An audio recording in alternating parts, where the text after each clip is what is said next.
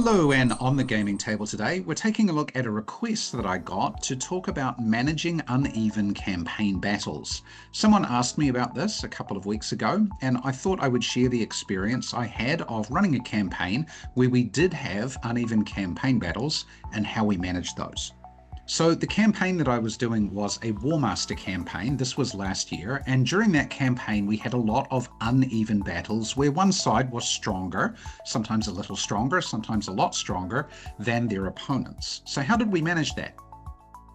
And this is coming into the problem, of course, where some war games like Warmaster are played assuming equal points on the table.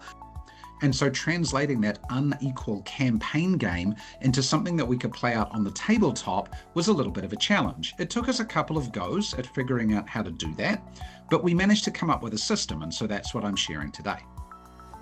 Now, this system is quick and dirty. It relies on a few different assumptions here, which I'll explain as we go through. And it is simple and consistent, good enough for what we were doing. And as long as I think you have a system which everybody kind of understands and is simple enough, or they don't quite understand it, but at least as the referee or the game master, you're applying it consistently, then it can work. And that was the experience we had here. So let's take a look. So the first bit you have to do is you have to decide how to resolve the campaign battle at the high level, not on the table, just on the map, as it were. And so you could, for example, just dice for it and maybe do something like the lowest percentage of losses in the starting force based on that dicing is the winner. So a small force that takes very few casualties could be the winner, for example. And this is similar to what we did, and I'll give you an example here. So what I've got is I've got two forces on the screen. Each man represents a strength point of a campaign army. And I'm going to call the force on the left the Romans, for want of a better name, and the one on the right the Goths, for want of a better name. And so here we've got 24 strength points of Romans going up against 31 strength points of Goths. So I didn't exactly use this system, but here's one I could have used, where I take a d6 for each 10 whole strength points on that side, and I will roll that as casualties against the enemy. So here, the Romans with 24 strength points, that's two lots of 10 plus some extras, they will get 2 dice to roll. And the Goths with 31, that's 3 lots of 10 plus some extras, they will get 3 dice to roll. And so if we roll those, let's say we get 5 on the Roman side and 9 on the Goth side. That means that the Romans will take 9 casualties caused by the Goths, and the Goths will take 5 casualties caused by the Romans. So that would look like this. And then after those casualties have been taken, now the Romans are down to 15 and the Goths are down to 26. And if we look at the percentages there, the Romans have lost 9 out of 24 or 38%. The Goths have lost 5 out of 31 or 16%. And so the Goths are the winners here. They've lost the least of their starting force. It looks visually like, yeah, they won this battle. So that's what you do for the campaign battle. Now, what about the tabletop battle? So what we did here is we matched up 2 equal parts of that uneven campaign battle and made that the tabletop game. So we took 2 portions of the battle, and then we made one the tabletop game, and we worried about the other piece separately. So for example here, with our 24 points of Romans and our 31 points of Goths, we might say something like a 15 versus 15 point tabletop game, and the other 9 versus 16 is happening somewhere else, kind of off the table. Now, the 15 versus 15, you can turn that into anything. That could be, for example, in Warmaster, it could be a 1,000 point game, a 1,500 point game, a 2,000 point game. It doesn't matter. It just matters that the forces on that table are equal in terms of the points to match with the game system.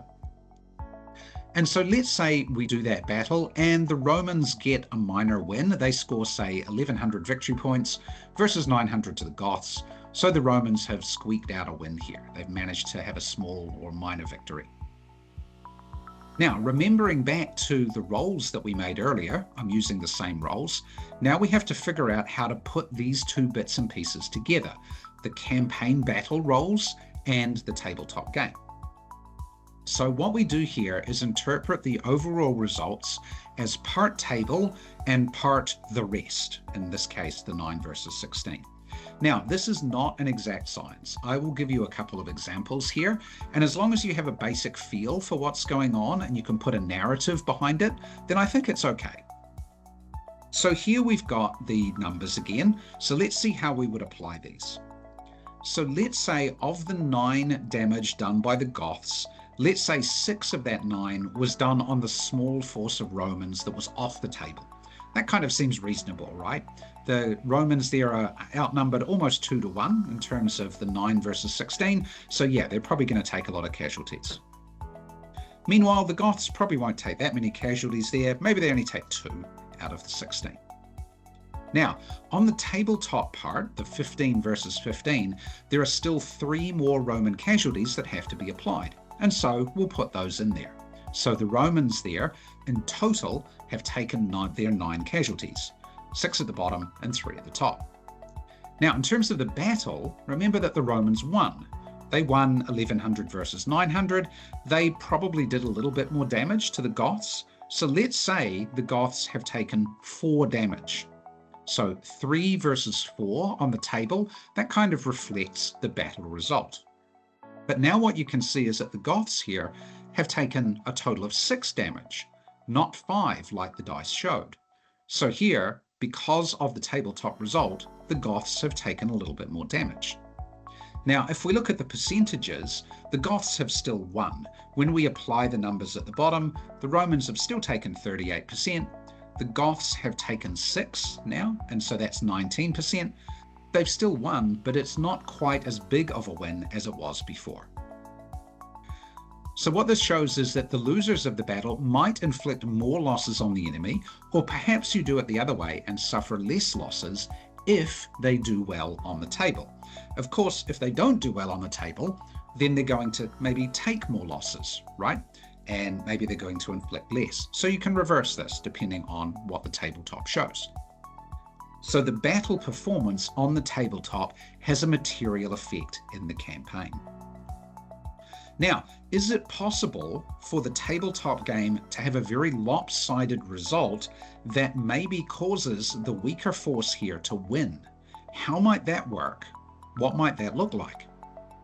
So let's go back to our example. Remember, we've got the 15 versus 15 and the 9 versus 16. And we're going to say this time that the Romans had a smashing victory on the table, 1100 victory points to 300. They absolutely trashed the Goths on the table here. So we'll start out with the same process again. So the Romans will take 6 from their force at the bottom and 3 from their force at the top for a total of 9. The Goths, from their force at the bottom was 16. They still take 2. But now if we look at the tabletop result, yeah, those Goths are going to take a lot more damage here. The number there is almost 4 to 1. So maybe it's appropriate that the Goths lose a lot more here in terms of casualties. In this case, I've applied 11 casualties to them here. So they've taken a lot of casualties. Now, if we look at the result at the bottom, the Romans have still dropped from 24 to 15, but the Goths have dropped now from 31 to 18.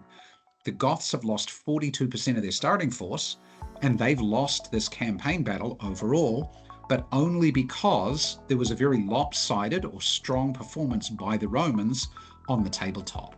In other words, their tabletop performance had a marked result on the campaign. Now, of course, things could go completely the other way. What might that look like? So let's say here the Romans got trashed by the Goths. The Goths got 1100 and the Romans only got 300. So here it might be that the Goths only lost 1 from their 15 on the tabletop versus the Romans losing 3. Again, the ratio in the victory points is about 3 to 1, close enough. So here you can see now the Goths have taken less casualties. So now they've only taken 10% versus the 38% for the Romans.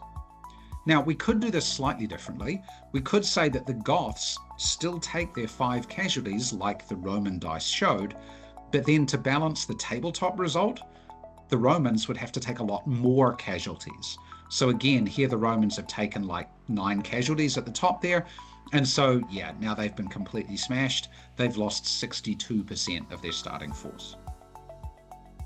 So here you can see the summary of what we've done is basically match up two equal parts of the uneven battle for the tabletop and then interpret those results into the overall battle result for the campaign.